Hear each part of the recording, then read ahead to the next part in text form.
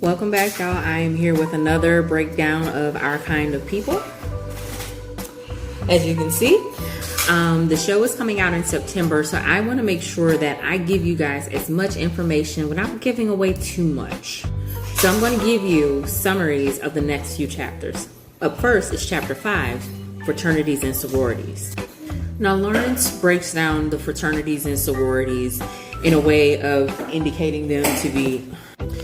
Now, Lawrence talks about fraternities and sororities similar to the way that he talks about Jack and Jill, the cotillions, and we're going to get to the Bouets in a little bit, but there were brotherhoods and sisterhood organizations, and I'm going to tread lightly because I did not pledge and I cannot speak to their experiences. I'm only speaking from the perspective of the book. So that little caveat needs to be explained.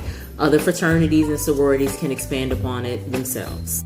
Now, while his family did not push him to pledge, he's always wondered why it wasn't a thing. Because among the black elites, pledging was like this sign of honor. Your connection to your fraternity or your sorority allowed you access like none other. The top four he discusses is the alphas, the deltas, the AKAs, and the omegas. He did, however, mention the kappas, but he didn't go into as much detail about them. I want to chime in on the deltas a little bit because their contribution to society and the alphas, it seems to be like the bigger of the four. As far as civic engagement, political leadership, social affairs, those two organizations seem to stick out to me in the book. However, like anything where it's a predominantly black organization, they struggle financially because they did not have the money of their white counterparts. One of the things that he mentioned was how white fraternities and sororities were coming in with legacies of money, whereas black organizations did not. And so they kind of pooled their money together like they did in other organizations to keep it growing. There was also talk of hazing, which brought their reputation under fire. I can remember personally being in school in undergrad where a few organizations were suspended due to hazing. But overall, it did not take away from the legacies that all of these organizations in the Divine Nine contributed to black society and a level of elitism. I want to know your thoughts. What do you think about sororities and fraternities if you have pledged, if you were going to pledge? What is your interaction with those fraternities? And now on to chapter 6, the links and the girlfriends for women who govern society. This chapter is interesting because it's giving what about your friends vibes. Now, as I'm reading this section, I'm like, okay, it seems like an organization of girlfriends, of cliques, and all that other stuff, but I got mixed feelings while reading. Let me tell you why. So here are two quotes that struck a nerve with me. One, this is a group that does everything from raise money for student scholarships to sponsor cotillions to finance the building of water wells in Africa. How could you not want to be a part of it? Sounds all right? But then the next one. It took me about 12 years of strategizing, party giving, brown nosing to get into this group. If you got to do all that to be a part of an organization, is it really worth it? Like, what type of organization causes you to have to do all that just to get in? I get that the organization offered education surrounding civic duty towards black women and young black girls. And I get it. And they attracted some of the most prominent professionals. But it also seemed like you had to front to get in. What? Now, it seemed cool to be able to be invited to some of the most prominent things like ballrooms and fashion shows. However, colorism was all up and through that. The light-skinned members of the Links, it seems to be like the light skin was the right skin to get in. They give an example of this when there was an attempt to use the Waldorf Hotel as a place to host an event. And They originally were not for black people in general, but because people were light skinned and they were impressed with their social stature, they let them in. I don't want to just rag on the group based off of what I'm learning in the book, but I also want to highlight some of the things that they were really about. They were about the American Cancer Society's National Cancer Initiative, making sure that mobile mammograms were available to the community. They were presenting workshops that dealt with health, education, and housing in the black community. They provided reading materials for students in Rwanda. They were abreast to local, state, and national officials and produced legislative newsletters for inclusion meetings. Share your opinions about the links. What have your experiences been with your interaction with the organizations? What are some things you know they've done? Chapter 7 deals with the male counterpart of the links, the Boulets. These were the guardsmen, the black male elites. Some of those who belong to the Boulets, a prominent name that you would know would be W.E.B. Du Bois. Those who belong to this organization typically held graduate degrees, mainly PhDs and MDs. This organization was very secretive to get into. They were known for donating their money to the NAACP, the United Negro College Fund, different college scholarships for kids. Their meetings were extremely bougie. But they've always had a member to speak to their issues. So if they wanted someone to speak on insurance issues, there was a person for that. If they wanted someone to speak on health issues, there was a person for that. So they were a very well-connected group, and they didn't need to leave their core group for anything or anybody. Now, there was a bit of controversy because the younger chapters wanted to invite non-black men to the organization. And apparently it made some of the old guard mad because they wanted to nominate their white bosses to prominent positions within the organizations. But these people had no idea what the history of the Boulets were. So they were like, who you coming up in here trying to be and you don't know nothing about us?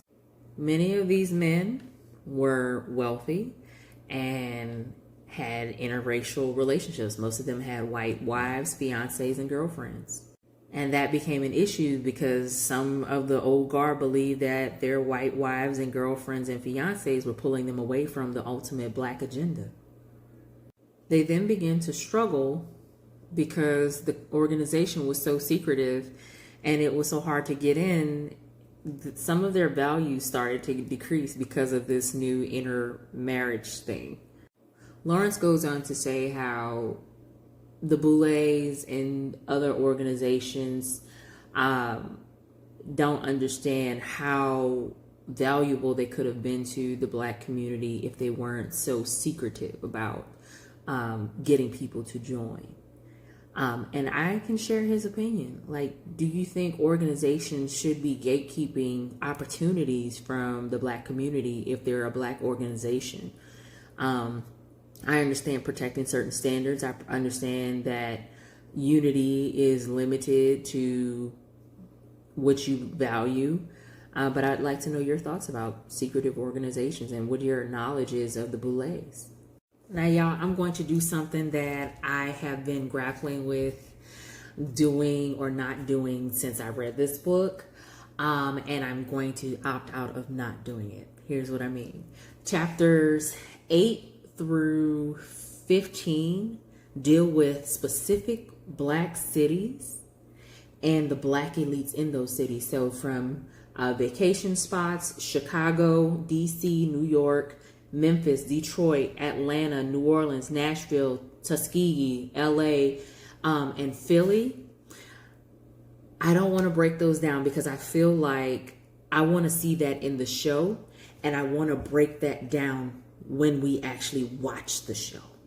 So I'm not going to go over there, and I'm going to start with chapter 16. I'm going to finish with chapter 16, Passing for White, the Brown Paper Bag Test. Now, y'all, there were actual rules for passing for white. Number 1, passing will be easier if you attempt it while on a college campus away. Number 2, Change your last name to one that isn't associated with a black family name. We know those: Jenkins, Watkins, Jackson, Johnson. Number 3, recreate your family tree, putting yourself as an only child whose parents died years ago. Relocate to a new community that insulates you from interacting with black people. Avoid cities like New Orleans and Charleston, where whites are adept at spotting light-skinned blacks who are passing. Sidebar: as someone who is from New Orleans, what most people would consider to be white, we definitely know who is a passé blanc. Number 5, think of some manner in which to kill yourself off in the minds of black people who you know and your family. Like, these people are willing to say that you like move out of the country, you joined a cult, or you died. Number 6, realize that black people can threaten your ability to secure a life living as someone who is not black. Avoid meaningful interactions with black people. Become a Republican. Convert to Presbyterian to infiltrate into white society. Avoid getting tans at the beach. Straighten your hair. Narrow your nose. Thin your lips. Adopt a more conservative style. No one in your life will be trusted with your secret. Avoid applying for high-profile positions. Avoid the appearance about being secretive about your racial identity. Avoid sitting with and being photographed with black people. To avoid the risk of giving birth to a throwback child with black features, consider adopting a white child. If having your own child is a priority for you, you'll be better able to explain your child's dark features if your spouse is a member of dark-skinned ethnic groups such as Southern Italians, Greeks, Armenians, Brazilians, and Cubans. I don't think I've ever been more pissed off by reading something than I have been just now. And this is the last chapter of the book, and I just want to add a final word to it. The identity issues that we face as a community is rooted in white supremacy and in early colonial chattel slavery. And we see how some of it has been perpetrated throughout history, and Lawrence Graham does a great job of breaking down the issue of colorism and classism within the black community. And this is a very hard conversation to have because there's not one big safe space for us to have this conversation. I cannot wait for the TV show to come out because I want to discuss this with you. I want us to be able to dialogue back and forth about it because I feel like it's going to trigger us in so many ways that we were not ready to address. But let me know your thoughts. Please let me know your thoughts on Our Kind of People, from what you've been reading on your own, from what we've been dialoguing about in the comment section. You can send me a Q&A on TikTok, some comments on Instagram and YouTube, and I'd be happy to share on all my platforms with you. Y'all, I'm just mind blown right now because I've read this and then having to reread it again. It just breaks my heart knowing that some of us were convinced to hate our blackness and God gave it to us. And we are beautiful the way that He made us. And I just can't see how us wanting to fit in when we are the actual standard is going to continue to serve our community. But I look forward to hearing your thoughts. Thank you so much for going through this journey with me of Our Kind of People. Be sure to check out the TV show in September. Let's dialogue back and forth about it when it comes out. Thanks, y'all.